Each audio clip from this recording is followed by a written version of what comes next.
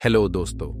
हम जानते हैं कि बुद्ध एक अत्यंत महान धर्मगुरु थे जिनकी सिखाई गई बातें हमारे जीवन को सफलता की राह दिखाती हैं। आइए इस वीडियो में हम उनकी एक महान कहानी सुने, पत्थर कैसे बने भगवान। कई बार जब लोग जीवन में काम करना शुरू करते हैं तब उन्हें बहुत ज्यादा दर्द होता है, तकलीफ होती है, उन्हें बहुत ज्यादा मेहनत करना पड़ता है और ये बात उनसे बर्दाश्त नहीं हो पाती है। उनका शरीर जवाब दे देता है और वो उस काम को छोड़कर किसी और तरकीब से सफल होने का प्रयास करते रहते हैं। लेकिन याद रखिएगा, इस प्रकार से कोई भी व्यक्ति जीवन में सफल नहीं हो पाता है। याद रखिएगा कि सफलता का मार्ग मेहनत, दर्द और तकलीफ से होकर गुजरेगा और यह आपको सहना ही पड़ेगा। तो इसके लिए आप हमेशा तैयार रहिए। तो चलिए इस बात को एक बौद्ध कहानी के माध्यम से समझते हैं। एक बार एक मूर्तिकार अपनी छेनी और हथौड़ी से एक पत्थर को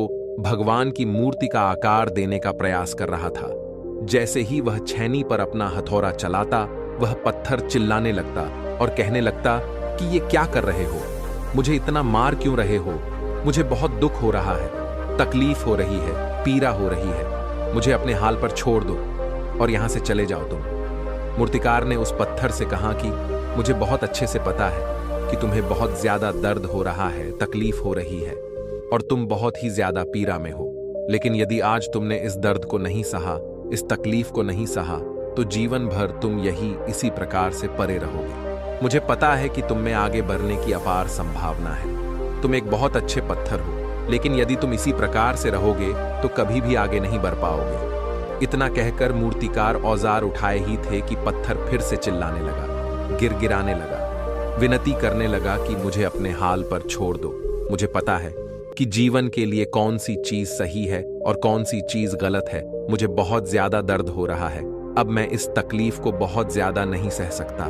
मैं जिस हाल में हूं उस हाल में मुझे छोड़कर मुझे तुम ये से चले जाओ। उस मूर्तिकार ने फिर से उस पत्थर को समझाने की कोशिश की और बोला, ज्यादा अधीर मत बनो और अपने सब्र को बनाए रखो। थोड़ी देर और इस दर्द को सहो।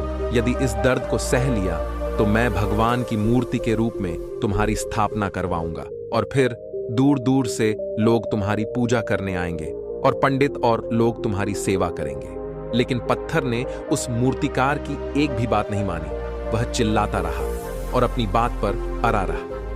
मूर्तिकार में उस पत्थर को समझाने की बहुत कोशिश की, लेकिन वो पत्थर नहीं माना। अब मूर्तिकार भी थक चुका था और वह उस पत्थर को छोड़कर आगे बढ़ गया और थोड़ी ही दूर जाकर देखा कि एक और बहुत ही अच्छा पत्थर वहां पड़ा हुआ है। उसने छेनी और हथौड़ी उठाई और उस पत्थर को मूर्ति बनाने के लिए वो तैयार हो गया। मूर्तिकार ने छेनी और हथौड़ी का वार दूसरे पत्थर पर जारी रखा। दूसरे पत्थर को भी दर्द हुआ, तकलीफ उसे भी काफी हुई, लेकिन उस पत्थर ने बर्दाश्त कर लिया और देखते ही देखते थोड़ी समय के बाद उस पत्थर ने भगवान की मूर्ति का रूप धारण कर लिया।